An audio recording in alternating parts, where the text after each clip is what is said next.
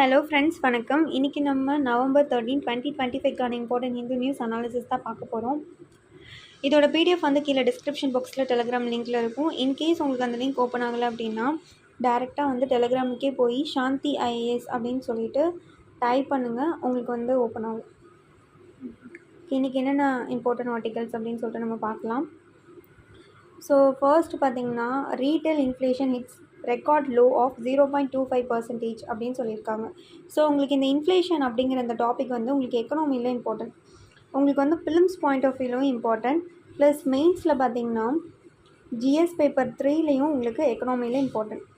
So இதில் நீங்கள் என்ன பண்ணணும் அப்படின்னா, பேசிக்காக வந்து இன்ஃப்ளேஷன் அப்படின்னா என்ன, கன்சூமர் ப்ரைஸ் இண்டெக்ஸ்னா என்ன, அதை யார் ரிலீஸ் பண்ணுவா, தென் வந்து ஹோல்சேல் ப்ரைஸ் இண்டெக்ஸ்னால் என்ன, தென் என்ன ரீசன்னாலேலாம் வந்து இன்ஃப்ளேஷன் வருது, demand pull inflation, cost push inflation, இந்த மாதிரி ஒவ்வொன்றும் இருக்குது. ஸோ அதெல்லாம் என்னென்ன, நிறைய டைப்ஸ் இருக்குது இன்ஃப்ளேஷனில், அந்த டைப்ஸ் எல்லாம் என்ன அப்படி சொல்லிட்டு இதுக்கப்புறம் நீங்கள் என்ன பண்ணணும் அப்படின்னா, இதை நீங்கள் பார்த்துட்டு இப்போ கரண்ட் அஃபேர்ஸில் இந்த மாதிரி வருதுன்னா நீங்கள் டேரெக்டாக போய் உங்கள் புக் எடுத்து ஸ்டாட்டிக்கில் இன்ஃப்ளேஷன்னா என்ன அப்படின்னு சொல்லிட்டு ஒன்ஸ் வந்து நீங்கள் பார்த்துட்டிங்க அப்படின்னா உங்களுக்கு வந்து ஈஸியாக இருக்கும். இப்போ இதில் சொல்லியிருக்கிறது வந்து ரீட்டைல் இன்ஃப்ளேஷன். இப்போ ரீட்டைல் இன்ஃப்ளேஷனுக்கும் ஹோல்சேல் இன்ஃப்ளேஷனுக்கும் என்ன டிஃப்ரென்ஸ் அப்படின்னா, இப்போ ஹோல்சேல் இன்ஃப்ளேஷன் அப்படிங்கிறது பார்த்திங்கன்னா நமக்கு வந்து கூட்ஸ் மட்டும்தான் பார்ப்பாங்க. இதே வந்து ஏன்னா அது வந்து ப்ரொடியூசர் லெவலில் வந்து ஹோல்சேலாக நடக்கிறது, வெறும் கூட்ஸ் மட்டும்தான். இதே ரீட்டைல் அப்படின்னா கன்சியூமர்ஸ் வந்து வாங்குறது, ரீட்டைல் ஷாப்பில் தானே போய் வாங்குவோம், அதில் வந்து கூட்ஸ் கூட வந்து சர்வீசஸும் சேர்ந்து வரும். ஸோ இது ஒரு பேசிக்கான டிஃப்ரென்ஸ் வந்து நீங்கள் தெரிஞ்சுக்கணும். ஸோ அப்போ ரீட்டைல் இன்ஃப்ளேஷன் அப்படிங்கிறப்ப அதை வந்து கன்சியூமர் ப்ரைஸ் இண்டெக்ஸ் வந்து ரிலீஸ் பண்ணுவாங்க. இப்போ எப்படி வந்து இவ்வளோ நாள் இப்போ லைக் பார்த்திங்கன்னா 2012 ஜனவரியிலேருந்து கம்பேர் பண்ணும்போது இதுதான் இருக்கிறது ரொம்ப லோவஸ்ட் அப்படிங்கிற மாதிரி சொல்கிறாங்க.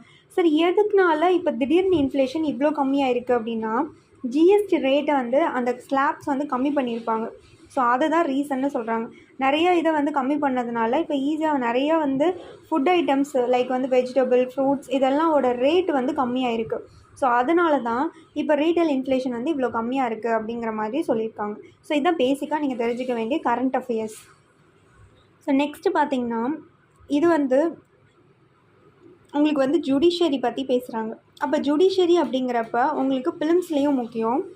நெக்ஸ்ட் ஜுடிஷியரி அப்படிங்கிறப்ப உங்களுக்கு பாலிட்டியில் ஜிஎஸ் பேப்பர் 2லேயும் உங்களுக்கு இம்பார்ட்டன்ட். ஸோ அப்போ நம்ம அந்த மாதிரி ஆங்கிளில் யோசிக்கணும். இப்போ வந்து ஜுடிஷியரி பற்றி கேட்குறாங்க, லைக் ஹைகோர்ட் பற்றி கேட்குறாங்கன்னா நீங்கள் உடனே உங்களோட லக்ஷ்மிகாந்த் பாலிட்டி புக் எடுத்து நீங்கள் என்ன பண்ணணும் அப்படின்னா சுப்ரீம் கோர்ட் பற்றி நீங்கள் டீட்டெயில் படிக்கணும், ப்ளஸ் ஹைகோர்ட் படிக்கணும். ஜுடிஷியரியில் இருக்கிற எல்லாமே டீட்டெயிலாக படித்து முடிச்சிடணும். இதுதான் உங்களோட ஸ்டாட்டிக் ஏரியா. இதை படிச்சுட்டு இப்போ நீங்கள் இதை பார்க்குறீங்க அப்படின்னா ஒரு அப்டேட்டாக இருக்கும். ஸோ அப்படி தான் நம்ம வந்து ரெண்டையும் லிங்க் பண்ணி படிக்கணும், ஸ்டாட்டிக் ப்ளஸ் கரண்ட் அஃபேர்ஸ் இப்படி தான் பார்க்கணும். ஓகேவா? ஸோ இப்போ என்ன சொல்கிறாங்க அப்படின்னா, ஆல் ஹைகோர்ட்ஸ் வந்து should upload details of time taken by judges to deliver verdict அப்படிங்கிற மாதிரி சுப்ரீம் கோர்ட் சொல்லியிருக்காங்க. ஸோ என்ன சொல்கிறாங்க அப்படின்னா, இப்போ வந்து எல்லா ஹைகோர்ட்ஸுமே வந்து இப்போ வந்து வேர்டிக்ட் ஜட்ஜ்மெண்ட் கொடுக்கறதுக்கு பார்த்திங்கன்னா டெலிவர் பண்ணுறதுக்கு ரொம்ப டைம் ஆகுது. ஸோ இவ்வளோ டைம்குள்ளே நீங்கள் பண்ணணும் அப்படிங்கிற மாதிரி கொடுத்துருக்காங்க. ரொம்ப டைம், எவ்வளோ கேசஸ் வந்து ரிசர்வ் பண்ணியிருக்கீங்க, எவ்வளோ டேஸ்க்குள்ளே ஜட்ஜ்மெண்ட் கொடுத்துருக்கீங்க, அது எப்படி வந்து பப்ளிக் டொமைனில் அவைலபிளாக இருக்கா, இந்த மாதிரி எல்லாமே வந்து பண்ணணும் அப்படிங்கிற மாதிரி சுப்ரீம் கோர்ட் வந்து ஹைகோர்ட்ஸ் எல்லாத்துக்கும் சொல்லியிருக்காங்க. ஸோ இதுதான் வந்து அவங்க சொல்கிற வர விஷயம், லைக் டிரான்ஸ்பரன்சி, அக்கௌண்டபிலிட்டி இதுக்காக சொல்லலாம். ஏன்னா வந்து நம்ம இதில் வந்து ஒரு டைம் லைன் இல்லை. இப்போ ஒரு ஜட்ஜ் இருக்கார் அப்படின்னா அவர் வந்து வேர்டிக்டை வந்து டெலிவர் பண்ணுறதுக்கு போய்கிட்டே இருக்கும், வாய்தா போய்கிட்டே இருக்கும், கேஸு ரொம்ப வருஷம் இழுத்துக்கிட்டே போகும், ஒரு டைம் லைன் வேணும், அதுக்காக தான் இந்த மாதிரி சொல்லியிருப்பாங்க. நெக்ஸ்ட்டு பார்த்திங்கன்னா, இந்த ஆர்டிக்கலில் வந்து உங்களுக்கு வந்து என்விரான்மெண்ட் பாயிண்ட் ஆஃப் வியூலும் இம்பார்ட்டன்ட், ஃபிலிம்ஸ் பாயிண்ட் ஆஃப் வியூவில் மெயினாக வந்து இது ஃபிலிம்ஸுக்கு தாங்க முக்கியமாக நம்ம சொல்லலாம். லைக் வந்து ஏன்னா இப்போ நீங்கள் வந்து இந்த கதை வந்து இந்தியா போட்ஸ்வானா அனௌன்சஸ் சீட்டா டிரான்ஸ்லொகேஷன் பேக்ட். ஸோ ஆக்சுவலாக வந்து நம்ம இதில் வந்து சீட்டா அப்படிங்கிறது இதுக்கு முன்னாடி இருந்துச்சு, பட் இப்போ நம்மக்கிட்ட இல்லை. லைக் இப்போ என்ன லைக் வந்து நம்மக்கிட்ட வந்து அழிஞ்சிருச்சு, நம்ம திருப்பியும் வந்து டிரான்ஸ்லொகேஷன் தான் பண்ணி இப்போ நம்ம வச்சிட்ருக்கோம். ஸோ இதோட பேக்ரவுண்ட் ஹிஸ்ட்ரி என்னன்னு பார்த்தீங்கன்னா, ஆக்சுவலாக நம்மக்கிட்ட இருக்கிறது ஏஷியன் சீட்டா தான், ஆனால் அது அழிஞ்சிருச்சு. அது அழிஞ்சதுனால ஏஷியன் சீட்டா வந்து பார்த்திங்கன்னா ஈரான் இந்த மாதிரி இடத்துல தான் இருக்குது. நமக்கு வந்து ஈரான் கிட்ட கேட்கலாம் அப்படின்னா அவங்க அதுக்கு நம்மக்கிட்ட இருக்கக்கூடிய வேறு ஏதாவது கேட்குறாங்க, குஜராத்தில் இருக்கக்கூடிய அந்த லைன் அந்த மாதிரி கேட்குறாங்க. ஸோ அதனால நம்ம என்ன பண்ணிட்டோம், சரி ஓகே நம்ம ஆஃப்ரிக்கன் சீட்டா வாங்கிக்கலாம் அப்படின்னு சொல்லிட்டு நம்ம என்ன பண்ணிட்டோம், செப்டம்பர் மந்த்து நம்ம மோடி அவங்க பிரைம் மினிஸ்டர் பர்த்டே அப்போ 2022 வந்து நம்ம வந்து சீட்டா வாங்கிட்டு வந்திருப்போம். குனோ நேஷ்னல் பார்க்கில் விட்டுருப்போம். ஸோ நம்ம இப்போ பாதுகாத்துட்ருக்கோம்.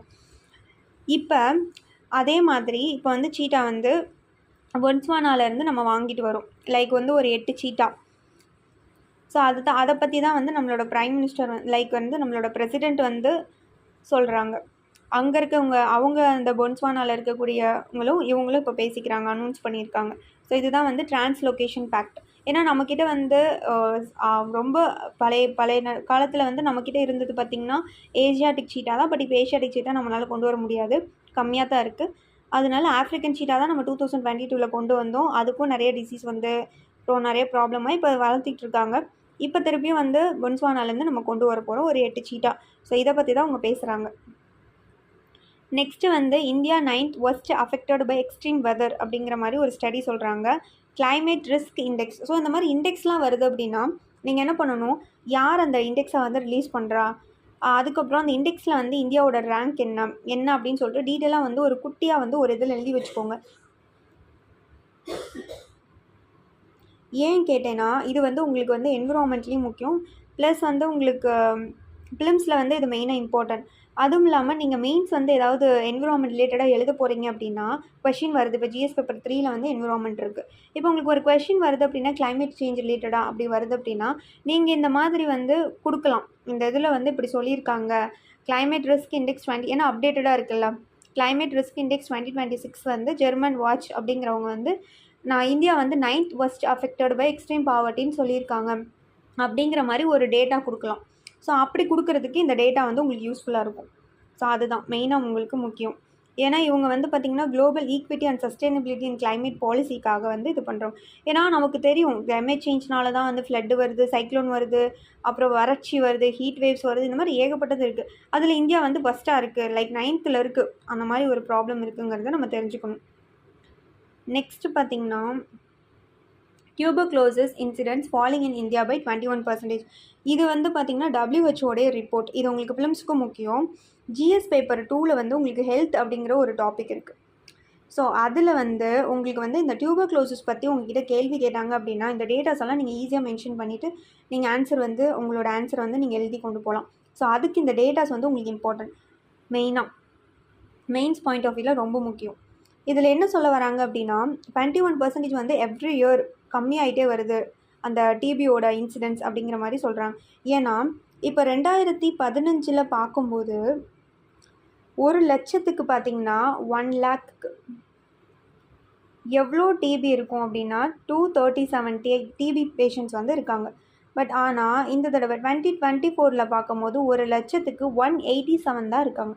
ஸோ அவ்வளோ கம்மியாக இருக்குது அப்படிங்கிற மாதிரி சொல்கிறாங்க. ஸோ அதுதான் மெயினாக வந்து WHO வந்து இங்கே கொடுத்துருக்க விஷயம். இந்தியாவில் அவங்க சொல்ல வர கான்செப்ட் இந்தியா, இதை நீங்கள் ஞாபகம் வச்சுக்கணும். அது மட்டும் இல்லாமல் இந்த மல்டி ட்ரக் ரெசிஸ்டன்ட் அப்படின்னு சொல்லுவோம். இப்போ வந்து ஏதாவது வந்து மெடிசன் நம்ம வந்து இப்போ ஃபீவரோ டிபியோ ஏதோ ஒரு ரீசனுக்காக நம்ம மெடிசன் சாப்பிட்றோம்னா அந்த மெடிசன் ஸ்டார்டிங்கில் வேலை செய்யும். அதுக்கப்புறம் கொஞ்ச நாள் திருப்பி அந்த மெடிசன் சாப்பிடும்போது நம்ம உடம்பு வந்து அந்த மெடிசனுக்கு அகெயின்ஸ்டாக வந்து அந்த நோய் எதிர்ப்பு சக்தி வந்து அகெயின்ஸ்டாக வந்து மாறி அந்த மாத்திரையே சாப்பிட்டாலும் வேலையே செய்யாது. ஸோ அதுதான் வந்து மல்டி ட்ரக் ரெசிஸ்டன்ட்டு சொல்லுவாங்க. அப்போ டிபி பேஷண்ட்ஸ்க்கு வந்து இந்த மாதிரி இஷ்யூஸ் வந்து இருக்குது. அவங்க வந்து மெடிசன் கொடுப்பாங்க, சாப்பிடுவாங்க. ஆனால் அதுக்கு அகெயின்ஸ்டாக வந்து அவங்க உடம்புல இருக்க அந்த பாக்டீரியா வந்து வளர ஆரம்பித்து அந்த மெடிசனே வந்து கேட்காது. அப்போ திருப்பி புதுசாக கண்டுபிடிச்சிட்டு இப்படியே பண்ணிகிட்டே இருந்தோம்னா ரெசிஸ்ட் ஆகிட்டே இருக்குது இல்லை. ஸோ அந்த ரெசிஸ்டன்ஸ் வந்து கம்மியாக இருக்காமா இப்போ. ஸோ அதான் சொல்கிறாங்க.